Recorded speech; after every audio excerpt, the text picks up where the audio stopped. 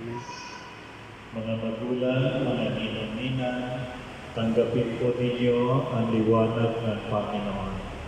Ang ilaw na yan ay pinagkakatiwala sa inyo upang panatilihin laging maliwanag. Si Jaya ay naliwanagan na ng Panginoon. Naway maglakad siya bilang isang anak ng liwanag, panatilihing buhay ang ilaw ng pananampalataya sa kanyang puso upang sa pagdating ng Panginoon, siya'y lumabas kasama ang kanyang mga anghel sa kalangitan.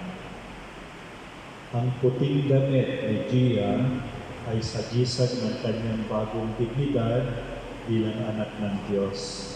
Tulungan natin siya na mapanatiling palaging busila, malinis ang kanyang kalooban. Ngayong si Jaya ay naliwanagan na, naging ganap ng anak ng Diyos, may karapatan na tayong tumawag sa ating Amang nasa langit. We all pray the Lord's Prayer. Our Father, who art in heaven, hallowed be thy name. Thy kingdom come, thy will be done on earth as it is in heaven. Give us this day our daily bread, and forgive us our trespasses, as we forgive those who trespass against us. And lead us not into temptation, but deliver us from evil. Amen. Ngayon po, mga ninong-ninang, mga magulang, hinihiling ko po sa inyo, iyupo natin ang ating mga ulo kahit ilang saglit lang, manahimik at humiling kayo sa Diyos ng gusto niyong hilingin para sa inyong anak o inaanak.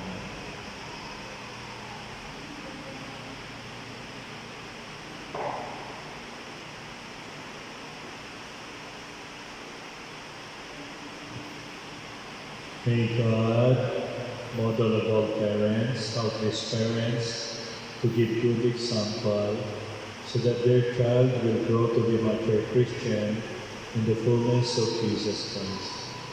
May God, who loves all people, bless all parents, godparents, relatives, and friends who are gathered here.